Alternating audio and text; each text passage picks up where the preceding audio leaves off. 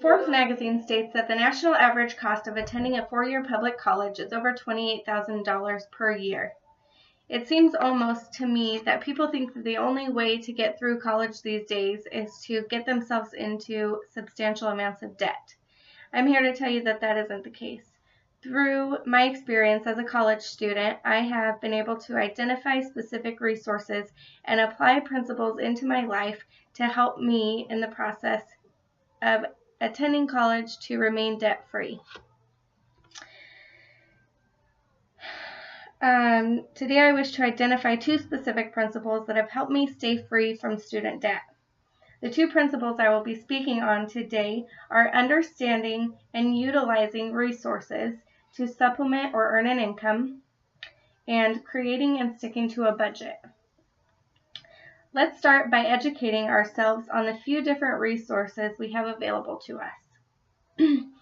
With tuition averaging about $4,000 a month, money can play a huge factor on your decision of whether or not to attend college. It can be scary to take on such a huge financial obligation, especially at the same time that you are taking on an academic obligation. One of the biggest questions that college students are facing today, I feel like, is whether or not they should attend college due to the cost of tuition and whether or not they can afford it. Luckily, today, as college students, there are many resources that are available to us. The first principle is understanding and utilizing resources to supplement or earn an income. A recent study completed in 2013 states that U.S. graduating high school seniors who were eligible to receive Pell Grants in 2013 but neglected to complete a FAFSA missed out on $2.9 billion in potential Pell Grant aid. There are billions of dollars every year that go unused by students who just forget or don't decide to fill out the FAFSA form. Financial aid is government-awarded money based on your income that is set apart specifically to help those who are in need and unable to afford college on their own. Pell Grants are not to be confused with student loans. There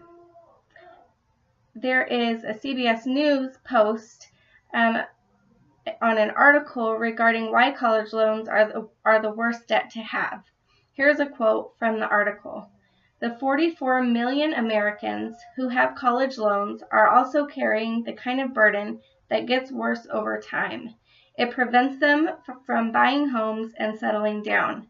When they go into default, they get burned even more by a damaged credit rating, which puts low-cost credit out of reach for those saddled with loans and other debts.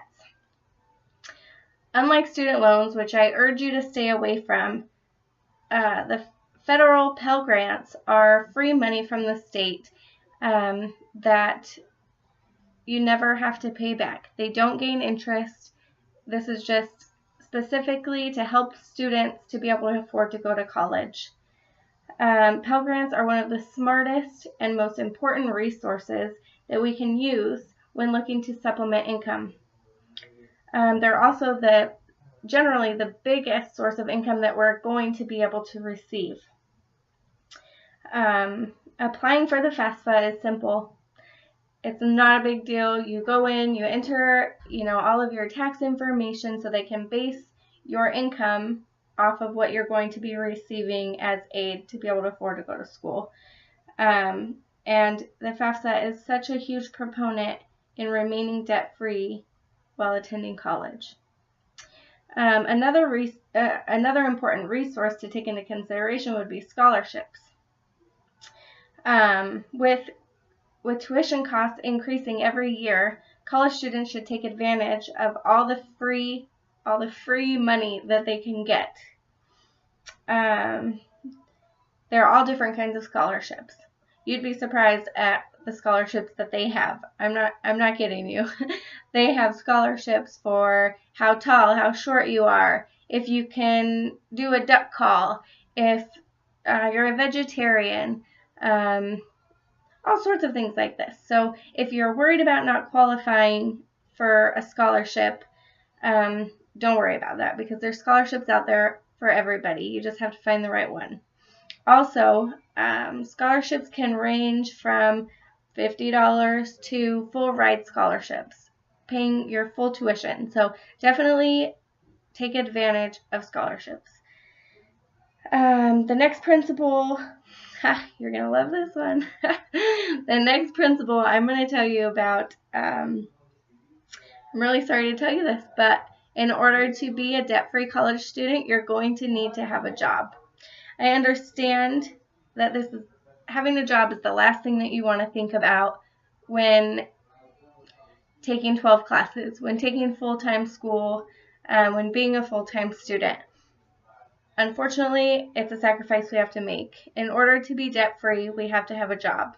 Now, right now, I currently work 6.5 hours a day, not including my commute, and I'm currently taking 12 credits online with BYU Idaho.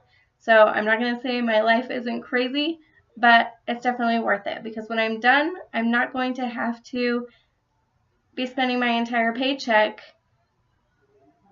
trying to pay back the loans that I have. I'm going to be able, the money that I make is going to be mine.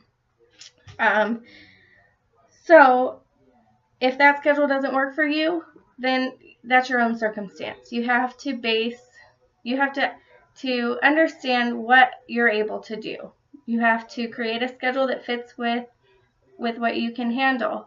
If you're taking full-time school and you're not able to work full-time, then get a part-time job. You can work on your off-track. You can work during the summer. Anything that's creating a consistent or kind of build up savings on the side to be able to help you with the expenses that you have, because you're not going to be able to strictly rely on financial aid and scholarships, although it could cover all of your tuition, all of your bills, everything like that. I feel that it's really, really important to have a job. Having a job can give you a baseline. It gives you a minimum amount of money that you're going to make every month that you can be sure of. You know that money is consistent. It's going to come every month. With scholarships and financial aid, it can vary from semester to semester. You can make, you could get different awards, and it's kind of not as consistent. So you need to make sure that you have something, a foundation to build upon, as you might say. So, so create that for yourself so that you have something to build upon. The next thing I'm going to say, so talking about ways to supplement and earning an income. Now that we've got that taken care of, it's time to talk about our second principle, creating and sticking to a budget. So the first step in creating a budget is analyzing and determining your income. So how much am I getting from my job? How much am I getting from financial aid? All of these things. Okay, so you're going to analyze your income. You're going to get your set income in place, the amount that you're going to have every month as your income. Okay, the next thing, you're going to calculate your monthly your expenses. So everything that you spend money on, your rent, your bills, your utilities, anything extra, anything that you're spending money on, you want to calculate. It's really important that we have a very accurate number for this so that we can determine what our cash flow is going to be. That way we can determine what changes we need to make in our budget, what we need to cut out, what the necessities are, and what things that we really could probably live without if we needed to. So with that said, all of these things are going to help you to become debt-free. It's so important as college students to educate ourselves on these resources and to make the right choices to live within our means. A church pamphlet states, look to the condition of your finances Discipline yourself in your purchases, avoiding debt to the extent you can. In most cases, you can avoid debt by managing your resources wisely. I know that as we follow this counsel, we will be successful in being free of student debt.